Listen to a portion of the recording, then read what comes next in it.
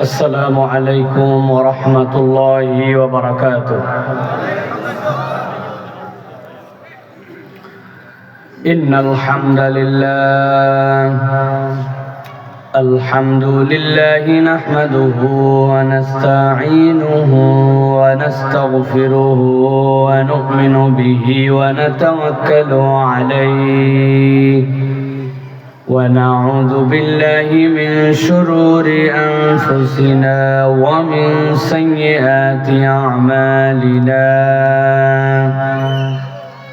من يهد الله فلا مضل له ومن يضلل فلا هادي له وأشهد أن لا إله إلا الله وحده لا شريك له وأشهد أن سيدنا وحبيبنا وطبيب قلوبنا محمد الذي أرسله بالحق بشيرا ونذيرا وداعيا إلى الله بإذنه وسراجا منيرا.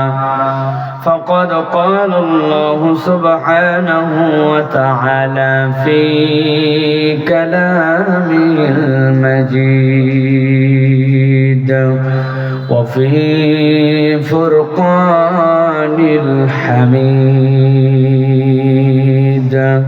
أعوذ بالله من الشيطان الرجيم. بسم الله الرحمن الرحيم.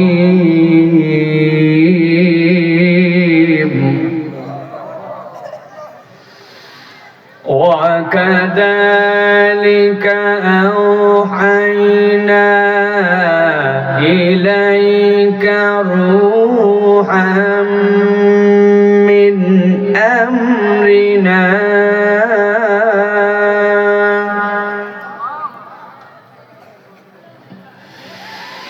ما كنت تدري ما الكتاب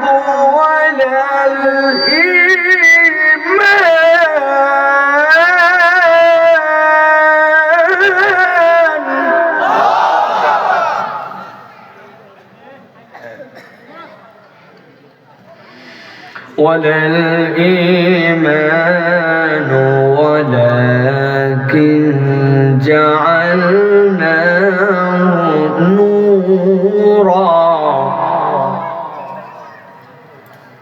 ولكن جعلناه نورا نهدي به من نشاء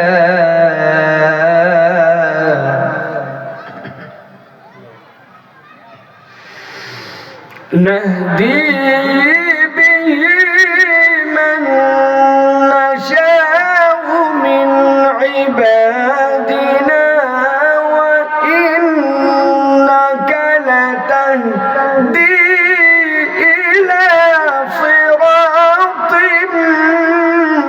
مستقيم.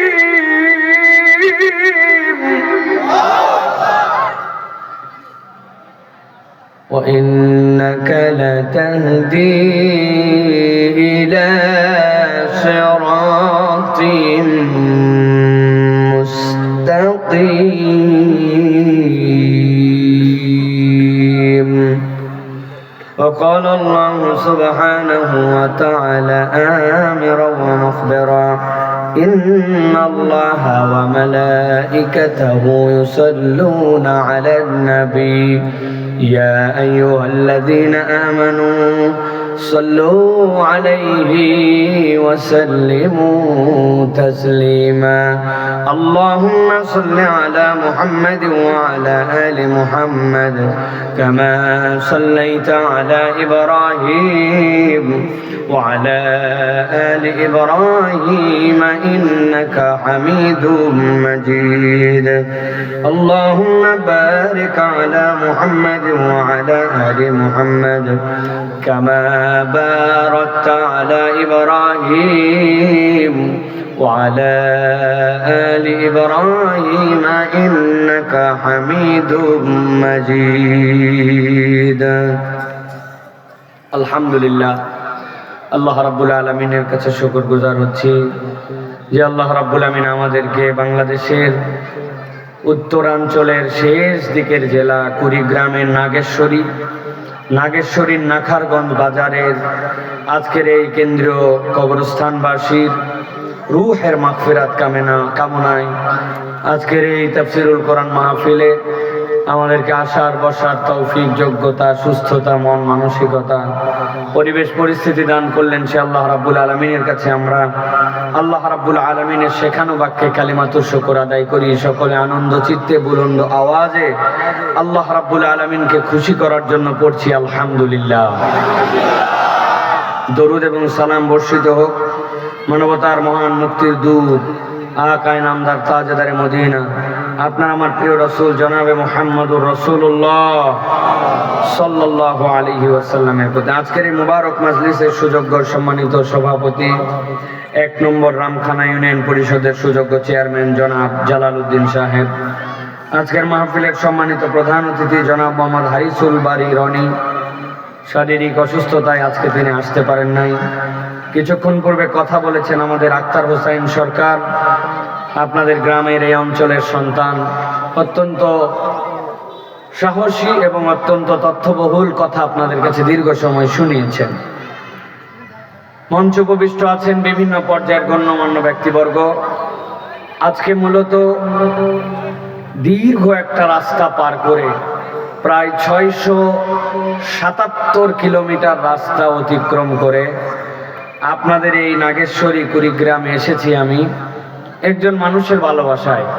আপনারা সবাই কম বেশি আমাদেরকে ভালোবাসেন, কিন্তু আপনাদের এই গ্রামের একজন এএসপি আছে, ইসলামী বিশ্ববিদ্যালয়ে আমাদের ব্যাচমেট ছিল, মুস্তাফিজুর রহমান রাসেল, চেনেন আপনারা?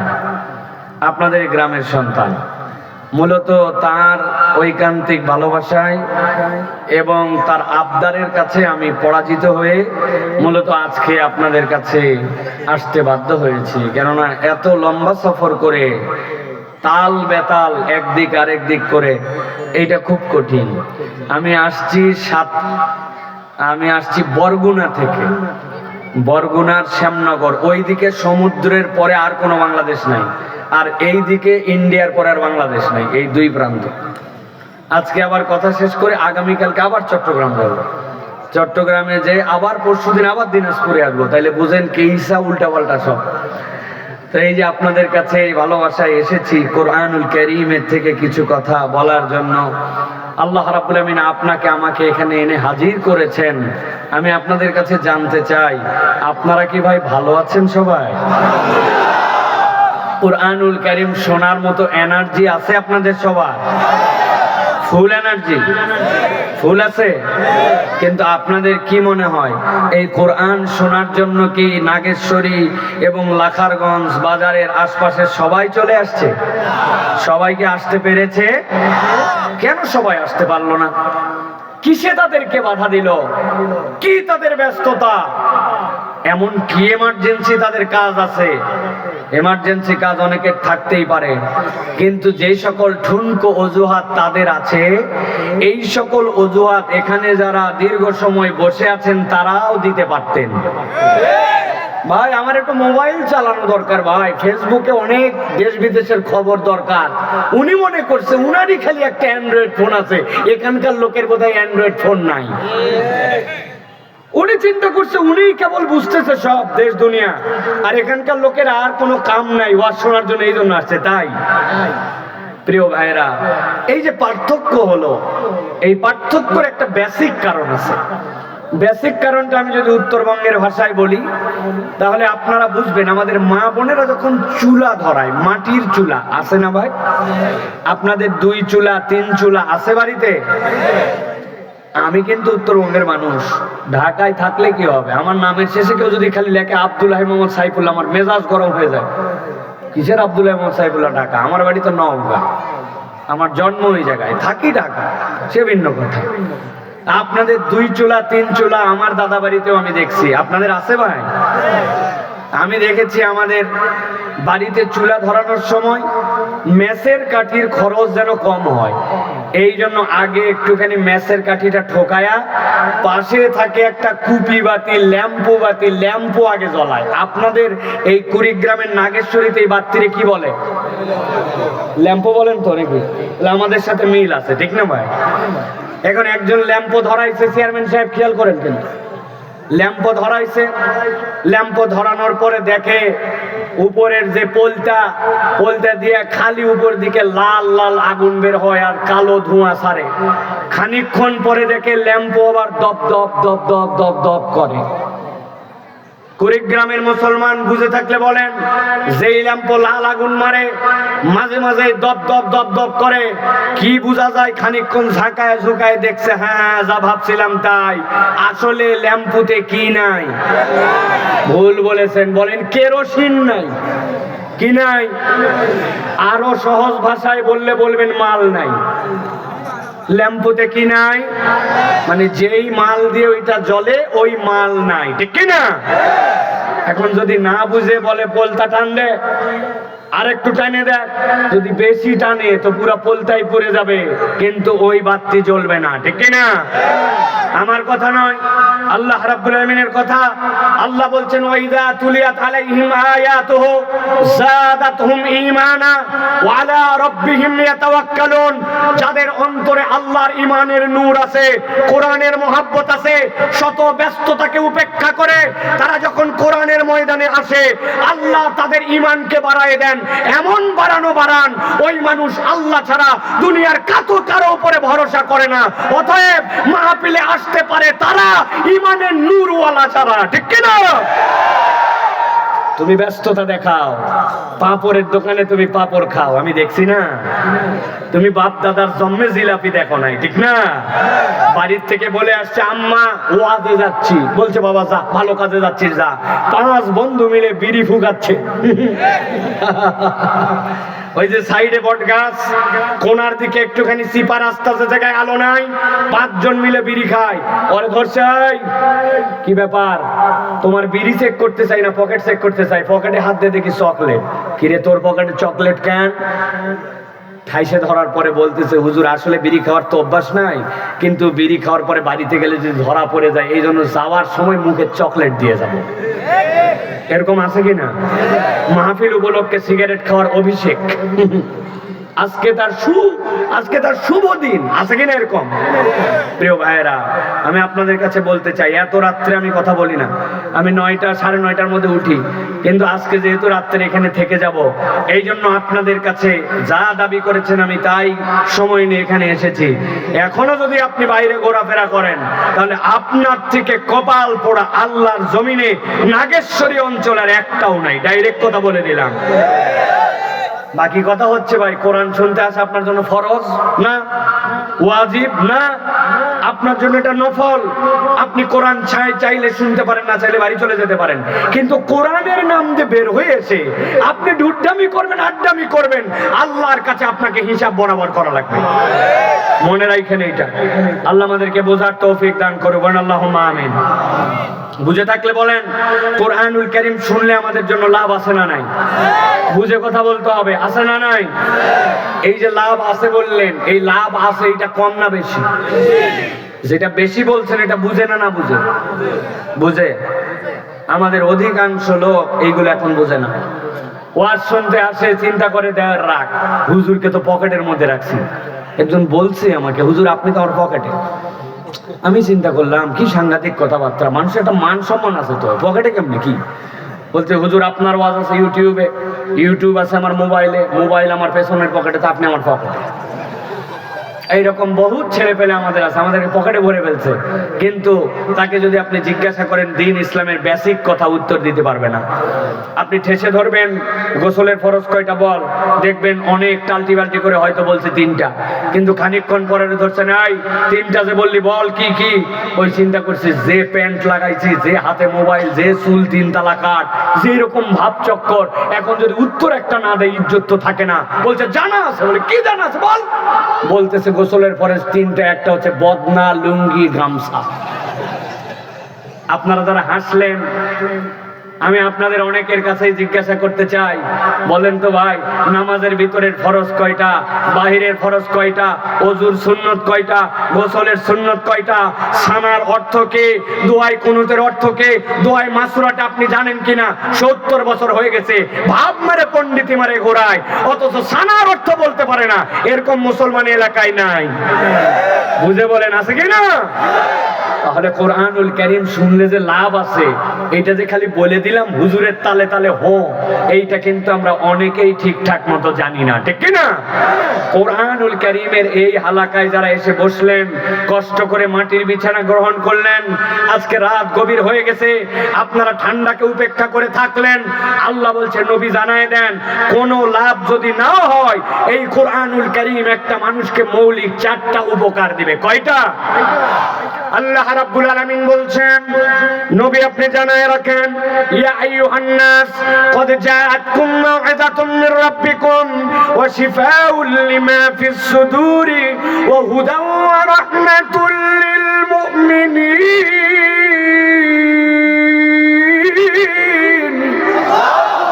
আল্লাহ বলছেন রাসূল আপনি জানায় রাখেন, আল্লাহ রাব্বুল আলামিন এই কোরআনুল কারীম যেটা আপনাকে দেওয়া হলো, এই কোরআনকে আল্লাহ বলছেন ইয়া আইয়ুহান নাস, আল্লাহ কোন ব্যক্তি কোন গোষ্ঠীকে সিলেক্ট করেন নাই, কিয়ামত পর্যন্ত যত মানুষ আসবে আল্লাহ তাদেরকে মুখাতেব বানায় বলতেছেন।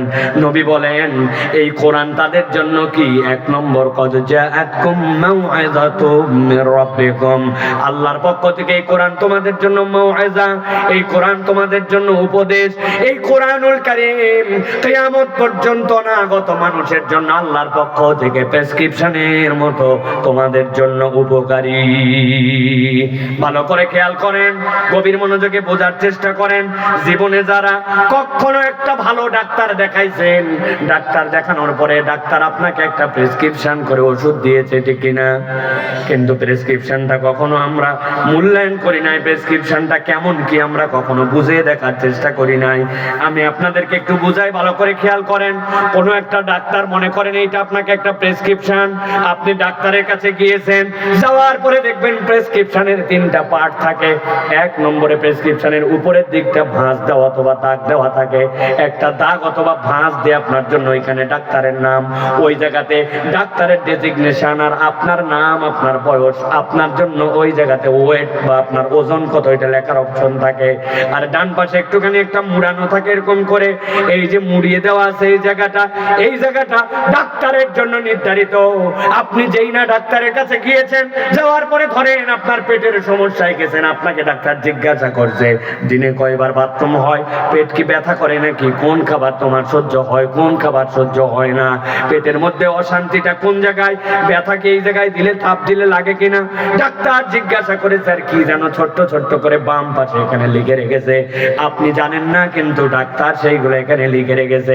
এরপরে আপনার জন্য ঔষধ দেওয়া শুরু করেছে। আপনার জন্য ডাক্তার যখন ঔষধ দেয় তখন আপনাকে 4টা জিনিস লিখে দেয়, ঔষধের নাম লিখে দেয়, ঔষধের পাওয়ার লিখে দেয়, খাওয়ার আগে খাবেন না পরে খাবেন লিখে দেয়, কতদিন পর্যন্ত ওষুধ খাবেন এইটা লিখে দেয়। এই যে বাম পাশে যেটা লিখেছে আপনি বোঝেন নাই, ওইটা ডাক্তার যদি ডেডিকেটেড হয়, আপনার কি রোগ, আপনার কি সে আইডেন্টিফাই করেছে, আপনাকে কোন রোগে ধরেছে, ডাক্তার ডাক্তারি বিদ্যা অনুযায়ী বাম পাশে ছোট্ট ছোট্ট করে লিখে রেখে দিয়েছে, আর ডান পাশে সেইটা অনুযায়ী আপনার জন্য ঔষধটা লিখে দিয়েছে। এইটা হচ্ছে একটা প্রেসক্রিপশনের বেসিক। কোনোদিন খেয়াল না করলে সামনে খেয়াল করে আপনি দেখবেন। আল্লাহ বলছেন ও দুনিয়ার মানুষ, নবীর মাধ্যমে আমি জানালাম, ইয়া আইয়ুহান নাস ক্বাদ জাআতকুম মাউইযাতুম মির রাব্বিকুম, আল্লাহর পক্ষ থেকে তোমাদের কাছে একটা মাউইযা এসেছে, ওয়াজ এসেছে। রব তোমাকে সৃষ্টি করেছেন। তোমার কি অসুখ আছে, তোমার কি অসুস্থতা, তোমার জন্য রব্বুল আমিন সৃষ্টি করে কোরআনকে প্রেসক্রিপশন বানাইছেন। তুমি যদি একবার কোরআন অনুযায়ী চলো, তোমার দুনিয়া আখিরাত উভয় জাহানের যা যা সমস্যা সবগুলা দূর করে দেওয়ার জন্য এই কোরআন যথেষ্ট। সুবহানাল্লাহ। একজন মুরব্বী এখন আমার কাছে আসবে, এসে বলবে হুজুর বিরাট বয়ান করতেছেন, বাপরে কোরআন প্রেসক্রিপশন। আমার বাম হাতের এই জায়গায় বহুদিন ধরে সাবাই, আর পিঠনে এখানে এই জায়গায় একটা চুলকানি আছে, মেহেরবানি করে কোরআন থেকে আমার এই সাবানোর ওষুধ আর এই চুলকানির ওষুধটা দেন। যদি কেউ আমার কাছে আসে তাহলে আমার জন্য বেকায়দা আছে কিনা ভাই? কোরআনে কি চুলকানির ওষুধ বলা আছে? তাহলে বললেন যে প্রেসক্রিপশন। আল্লাহ নিজে বলতেছেন কোরআন তো তোমার জন্য প্রেসক্রিপশন। তবে বান্দা জেনে রাখো কোরআনের কাজ কোন জায়গায় হবে সেটাও আমি আল্লাহ বলে দিলাম। কদ জাআতকুম মাওয়াযাতুম মির রাব্বিকুম ওয়া শিফাউল লিমা ফিস সুদূর। কোরআন যেমন তেমন ডাক্তারি করবে না।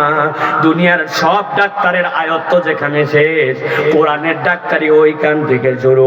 আল্লাহ বলছেন কোরআন মূলত ডাক্তারি করবে তোমার অন্তরের জন্য। কেননা বান্দার অন্তর যদি বিশুদ্ধ না হয়, দুনিয়ার ভাবসাব গরম, দুনিয়ার টাকা পয়সা আর দুনিয়ার ক্ষমতা একটাও তার জান্নাতে নেওয়ার কারণ হতে পারবে না। ঠিক না? আমার কথা নয় এটা, আমার নবীর কথা। আমার নবী বলছেন ইজা সলুহাত সলুহাল জাসাদু কুল্লু ওয়া ইজা ফাসাদাত ফাসাদাল জাসাদু কুল্লু আলা ওয়া হিয়াল কলব। আমি নবী বললাম তোমার শরীরের সব ঠিক, কিন্তু তোমার অন্তর ব্যাঠিক, তোমার কিচ্ছু ঠিক হয় নাই। আর তোমার সম্পূর্ণ ব্যাঠিক, কিন্তু তোমার অন্তর ঠিক। আল্লাহর নবী বলছেন সব তোমার ঠিক। আল্লাহ বলতেছেন ওই অন্তর ঠিক করার সাধ্য আর কারো নাই। কোরআন তোমার অন্তরকে ফিটনেস সার্টিফিকেট দেওয়ার জন্য আসছে। দুনিয়াতে আপনি দেখবেন অনেক সাদা মানুষ, অনেক কালো মানুষ, অনেক ফর্সা মানুষ, অনেক ধনী মানুষ, আছে কিনা ভাই? কত লম্বা দেখছেন আপনি? আমি দেখছি জীবনে একখান লম্বা। একবার হজে গেছি, যাওয়ার পরে আব্বা আমার সাথে ছিলেন 20 বছর আগে কমসে কম। আব্বা বলছে শোনো, তাওয়াফের সময় অনেক ভিড় হয়, মানুষ মানুষের পায়ের মধ্যে ঘুতা মারে, মানুষ মানুষের মধ্যে অনিচ্ছাকৃত ভাবে অনেক সময় ধাক্কাধাক্কি হয়। খবরদার, যার কাছে ধাক্কা খাইছো তার দিকে তাকাবা না। ওই লোক তো ইচ্ছা করে ধাক্কা দেয় নাই, কিন্তু তাকালে সে গিলটি ফিল করবে, সে অপমানিত হবে। তাহলে তুমি তাকে চার্জ করতেছো, এইটা আল্লাহ পছন্দ করবে না। ওই ব্যক্তি মনে কষ্ট পাবে। যত ধাক্কাধাক্কি হোক যাই হোক, এখানে কেউ ইচ্ছা করে না। তুমি তোমার কাজ করবে। আমার বাপ আমাকে নসিহত করছে, আমি নসিহত মানে নিয়া এখন তো তাও একটুখানি সাইজ সুইজ আছে। 20 বছর আগে তো ধরার মধ্যেই চলে না, এখনো ধরার মধ্যে চলে না। বক্তার লাইনে আমার থেকে দুর্বল বক্তা নাই। এখন তওয়াফ করছি, করতে করতে হঠাৎ করে দেখি এক লোক কথা নাই বার্তা নাই, এখানে আমার গালের মধ্যে এই জায়গায় গুঁতা মারে। ভাই একটা বাস্তব কথা বলি, বাঙালি সব জায়গায় সহ্য করতে পারে, দুইটা জিনিস সহ্য করতে পারে না। এটা আমার মন যা বলে আপনাদের সাথে মিললে হো বলেন।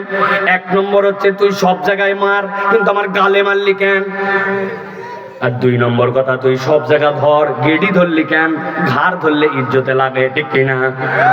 ধরবি ধর, হাত ধর, পা ধর, ঘাড় ধরবি কেন? তুই আমার জন্য মারবি মার, সব জায়গায় মার, পাছায় মার প্রয়োজনে, কিন্তু গালে মারবি কেন? ঠিক কিনা? এখন ওই লোক খালি আমারে ঘুতায়, আর আব্বারও আমারে বলে দিছে যতই ঘুতাক তাকানো যাবে না। কতক্ষণ আমি অনেকক্ষণ পর চিন্তা করছি ওই লোককে কিছু বলবো না, কিন্তু এত যে ঘুতায়, বেটা ঘুতায় কোন বেটা, তার একটু চেহারাটা দেখা দরকার। আমি আস্তে করে ডান দিকে তাকাইছি, ঘুতাঘাতি খায় তাকায় দেখি লোক নাই। দেয় আমারে ঘুতা, কিন্তু লোক নাই কেন? আসলে আমি দেখতে পাচ্ছি ওর পেট। আস্তে করে মাথা উঁচু করে তাকালাম, তাকায় দেখি আমার থেকে কমসে কম 1.5 হাত উঁচু। এই লোক যে এত উঁচু, ওই লোক আসলে আমাকে ঘুতায় না, থাপড়ায় না। আমি ওই লোকের তুলনায় এমন বাটুর বাটু। ওই লোক স্বাভাবিকভাবে যখন এরকম করে, তখন তার হাত আমার গালে লাগে। কেইসা লম্বা লম্বা, আবার কালো দেখছে অনেক সময় ভাই। একদিন খেলা হচ্ছে দেখি টিভির মধ্যে, ওই জায়গায় দেখি কি রে, স্ক্রিনের ভিতরে মাঝে মাঝে ওই যে জোনাকি বাতির মতো খালি জলে আর বন্ধ হয়। ব্যাপার কি, স্ক্রিনে খেলার মাঠে জোনাকি বাতি করতে আসলো। খানিকক্ষণ পরে খেয়াল করে দেখি আসলে জোনাকি বাতি নয়, এক প্লেয়ার হেলমেট পরে আছে, সুইংগাম যখন চিবায় তখন কেবল দাঁত দেখা যায় ওয়েস্ট ইন্ডিজের প্লেয়ার, বাকি পুরা অন্ধকার। আছে কিনা? ভালো করে খেয়াল করেন। আমি আপনাদের দিলের মধ্যে কথা ঢুকানোর জন্য, এইগুলো আপনাকে মনে রাখার জন্য, এইগুলো আপনাকে ঔষধ দিচ্ছি, ভালো করে বোঝেন। আল্লাহ বলছেন কদ জাআকুম মাওয়াদাতুম মির রাব্বিকুম ওয়া শিফাউল লিমা ফিস সুদুরি ওয়া হুদান ওয়া রাহমাতুল লিল মুমিনিন।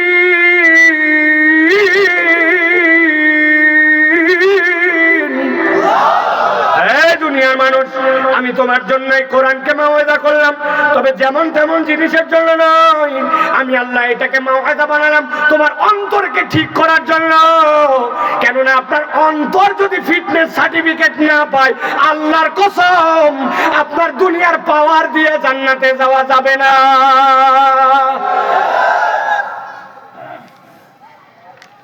কুড়িগ্রামের এক ছেলে, একটা উদাহরণ দেব এখন, যুবকদেরকে মনে রাখতে হবে। উদাহরণ নম্বর এটা এক। কয় নম্বর? যুবকরা ভালো করে বলো কয় নম্বর? তরুণরা, কিশোররা আর যুবকরা আমার শ্রোতা বলো কয় নম্বর? কুড়িগ্রামের এক ছেলে পেপারে বিজ্ঞাপন দেখছে, সেনাবাহিনীতে একটা লোক নিবে সেকেন্ড লেফটেন্যান্ট। বুঝাই বলি আগে, সেকেন্ড লেফটেন্যান্ট মানে কমিশন র্যাঙ্ক।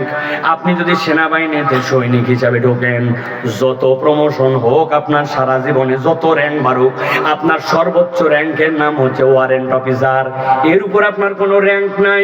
কিন্তু আপনি যদি কমিশন র্যাঙ্কে ঢোকেন সেকেন্ড লেফটেন্যান্টে, তাহলে আপনাকে আল্লাহ তকদির ভালো রাখলে আর ভালো পড়ালেখা করলে কোনো একদিন ওই বেটা ব্রিগেডিয়ার জেনারেলও হয়ে যেতে পারে। বলছে প্রাথমিক রিকোয়ারমেন্ট 4টা। 1 নম্বর এসএসসি এইচএসসি উভয়টাতে সেকেন্ড ডিভিশন, 2 নম্বরে 5 ফিট 6 ইঞ্চি লম্বা, 3 নম্বরে কোনো ফৌজদারি মামলা থাকা চলবে না, 4 নম্বরে শারীরিকভাবে ফিট হতে হবে, বাকি পরীক্ষা পরে হবে। আপনার কুড়িগ্রামের নাগেশ্বরীর নাখারগঞ্জ বাজারের এক ছেলে দেখছে আমার এসএসসি এসএসসিতে 2টাই তো first division, golden A plus. 2 নম্বরে ওই বেটা 6 ফিট লম্বা, 3 নম্বর আর বাপ দাদার বংশে কোনো ফৌজদারি মামলা নাই, 4 নম্বরে এলাকার মধ্যে ওর থেকে সুন্দর দেখতে কোনো ছেলে নাই। ও চিন্তা করছে আবেদন তো করে দেখি, তারপরে দেখা যাবে। আবেদন পাঠায় দিয়েছে, কাগজপত্র দিয়ে উত্তর চলে আসছে, অমুক দিন ঢাকা ক্যান্টনমেন্টে তুমি দেখা করার জন্য চলে আসো, প্রাথমিক তোমার নির্বাচনী পরীক্ষা হবে।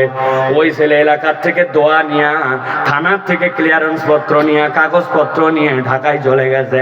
সাভার ক্যান্টনমেন্টে ঢোকার সময় বলছে দেখি দেখি তোমার আগে ইয়ে দেখি প্রবেশপত্র দেখি। হ্যাঁ ওকে ওকে ওকে, তুমি যাও, ভিতরে যাও। ভিতরে যাওয়ার পরে এই ডেস্কে যাও, তোমার ফাইলটা দেখাও। দেখাইছে উভয়টাতে চাইছে সেকেন্ড ডিভিশন, কিন্তু বেটার আছে 2টাতে গোল্ডেন এ প্লাস। ওকে, ওই যে সামনে যাও, দেখো ওই জায়গায় বাঁশের থেকে বাঁশের মধ্যে একটা দড়ি দিয়ে টানা দেওয়া আছে, ওইটা 5 ফিট 6 ইঞ্চির মাপ, ওইখানে যায় হাইট মাপ। বেটা 6 ফিট লম্বা, ওই বরাবর যায় দেখে নাক বাইতে গেছে। যেই লোক পরীক্ষা নিচ্ছিল বলতেছে এত লম্বা বেটা নিচ দিয়ে যা, নিচ দিয়ে চলে গেছে। যাওয়ার পরে বলছে এখন খালি গাওয়া হও, খালি গাওয়ার পর তোমার শারীরিক এখন পরীক্ষা হবে। ওই ছেলেকে যাই না খালি গাওয়া হয়ে পরীক্ষা দেওয়ার জন্য দাঁড় করাইছে। বলছে যারা যারা দাঁড়াইছো সবাই এখন সামনে দিকে হাত দুটা সোজা করো। হাত দুটা যাই না সোজা করতে বলছি, ওই ছেলেটা, যেই ছেলেটা সবগুলা স্তর পার করে আসছে, হাত সোজা করছে, কিন্তু ডান হাতটা টনটনা সোজা, বাম হাতের এই 4টা আঙ্গুল একটুখানি মাথা ভাঁজ। ওকে বলছে আই ব্যাক খোলাই, হাত বলছে সোজা করার জন্য, হাতের মাথা ভাঁজ কেন, আঙ্গুলের মাথা হাত সোজা কর। ও বলতেছে স্যার জন্মের থেকে আমার এই 4টা আঙ্গুলের মাথা একটুখানি ভাঁজ, ধরে কি ধরে না? এর থেকে বেশি আমার হাত আর সোজা হয় না। বুঝে থাকলে বলেন, আমার ওয়াজ যদি বুঝে থাকেন, যেই ছেলে সেকেন্ড ডিভিশন চাইছিল ফার্স্ট ডিভিশন, 5 ফিট 6 ইঞ্চি চাইছিল 6 ফিট, যেই ছেলেটার থানা ক্লিয়ারেন্স আছে, দেখতে এলাকায় ওর থেকে সুন্দর কোনো যুবক নাই, কিন্তু হাত সোজা করতে বলার পরে বাম হাতের 4 আঙ্গুল যদি একটু বাঁকা হয়, ওই ছেলেটাকে কি সেনাবাহিনীর সেকেন্ড লেফটেন্যান্টে চান্স দিবে? যারা বললেন না তারা মনে হয় আমাদের সাথে না। ওই ছেলেটাকে কি সেনাবাহিনীতে চান্স দিবে? ভালো করে বোঝেন, কদ জাআতকুম মাউইযাতুম মির রাব্বিকুম ওয়া শিফাউল লিমা ফিস সুদূর। আপনার দাপটের কোনো অভাব নাই। এলাকায় আপনি জমিদার, 17 বছর টানা আপনি জোর করে ক্ষমতায় ছিলেন। আপনার দাপট আর আপনার অহংকার আর আপনার পড়ালেখাতে আপনি বিরাট বড় স্ট্যাটাসওয়ালা। আল্লাহর কসম করে বলতেছে, কোরআন সাক্ষ্য দিচ্ছে, নবীর হাদিস দ্বারা, আপনার এইগুলো একটাও কাজ দিবে না। ইয়াউমা লা ইয়ানফাউ মালুন ওয়ালা বানুন ইল্লা মান আতাল্লাহা বিকলবিন সালিম। আল্লাহর কাছে যদি সালিম অন্তর না নিয়ে আসা যায়, আল্লাহর কাছে কোনো দাম নাই। কোরআন ছাড়া আপনার অন্তর ঠিক করার কোনো ডাক্তারি নাই। আল্লাহ বলছেন এটা 2 নম্বর। 3 নম্বরে আল্লাহ রাব্বুল আলামিন বলছেন, ওই বান্দার জন্য কোরআন আরেকটা উপকার দিবে, ওয়া হুদা ওয়া রাহমাতুল লিল মুমিনিন। আল্লাহ বলছেন কোরআন হচ্ছে তোমার জন্য হুদা। একসাথে সবাইকে বলতে হবে, কোরআন আপনার আমার জন্য কি? আরেকবার বলেন, আরেকবার বলেন। একবার বলছেন আপনি হাদা লিয়া হুদা, আপনি কমসে কম 30 নেকি হাসিল করে ফেলছেন। হুদা মানে হচ্ছে আপনার জন্য পথ প্রদর্শন, হুদা মানে হচ্ছে আপনার জন্য আল্লাহর পক্ষ থেকে গাইডেন্স, হুদা মানে আপনার জন্য আল্লাহর পক্ষ থেকে একটা অদৃশ্য আলো। 3 নম্বর যে অর্থটা বলছি, ওই অর্থটা একসাথে সবাই বলেন তো। হুদা মানে আল্লাহর পক্ষ থেকে অদৃশ্য, বললেন না যে? বলেন।